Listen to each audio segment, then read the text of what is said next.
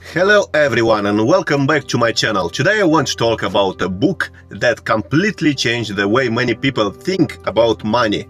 The Psychology of Money by Morgan Housel. If you are interested in saving money, investing, financial freedom, if we could say these words, or simply understanding why people make bad money decisions, this book is worth reading. And honestly, what made this book special is that this book is very different from most financial books. Most books about money teach you numbers, formulas, investment strategies, or technical rules, how to be rich in a few years or a few months or in 30 days and so on. This book teaches you something much more important: how your emotions, habits and behavior control your financial life.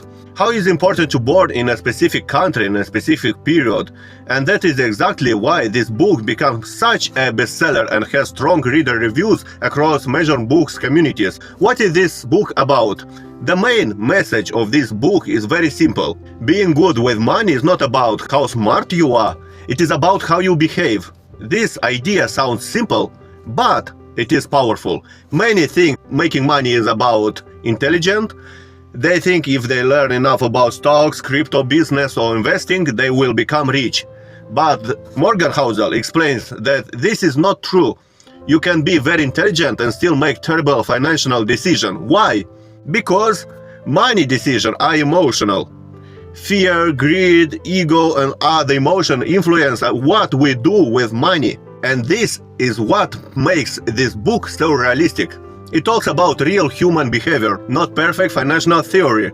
Why this book is different from other money books? I want to compare with other famous books.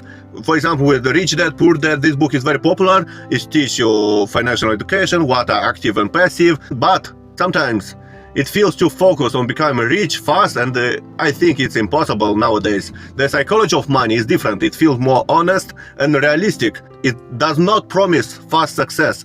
It teaches patience, it teaches long-term thinking, and it teaches that building wealth is often slow and boring. That is real life. It's impossible to make fast money after reading a book like Kiyosaki. Compared with The Intelligent Investor, this is considered one of the greatest investing books ever written. Even Warren Buffett recommends it. But let's be honest, for many people it is difficult to read, it is technical, it is heavy, it is old book, sometimes complicated. The Psychology of Money is much easier. You don't need financial knowledge to understand it. A teenager can read it, a beginner can read it, and still learn life-changing lessons. And that is one of the biggest strengths of this book. Why I think this book is better for most people? If someone asks me what is the first money book I should read, I would often recommend this one, because before learning how to invest, save or build wealth, you first need the right mindset. And this book teaches a lesson that almost everyone needs. The best lesson from the book: wealth is what you don't see. This is probably one of the most powerful lessons. Many people think wealth looks like luxury cars, big houses, expensive watches, designer clothes. But Morgan Housel says real wealth is usually invisible. Real wealth is money saved, money invested, money that gives freedom.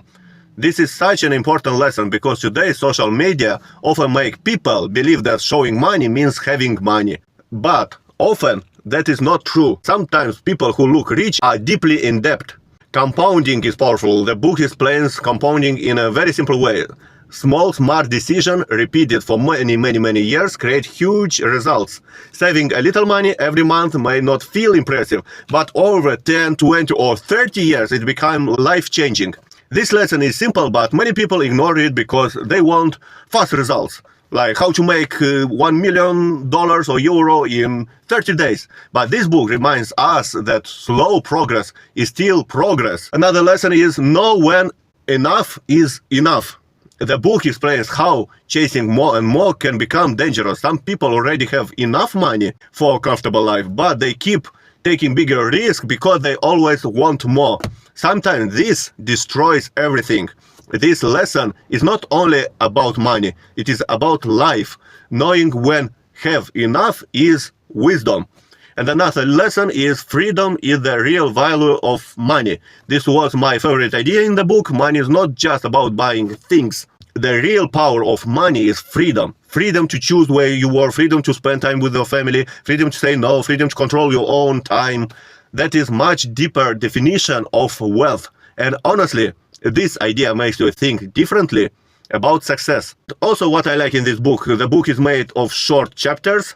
Each chapter feels like a powerful life lesson. The language is simple, the stories are interesting, it never feels boring or overly academic. Morgan Housel has a great way of explaining difficult ideas using stories and examples. That is why so many readers describe it as one of the easiest financial books to understand. But if you are looking for very practical investing strategies, exact financial formulas, or step-by-step instructions on how to invest your money, this is not the book for that.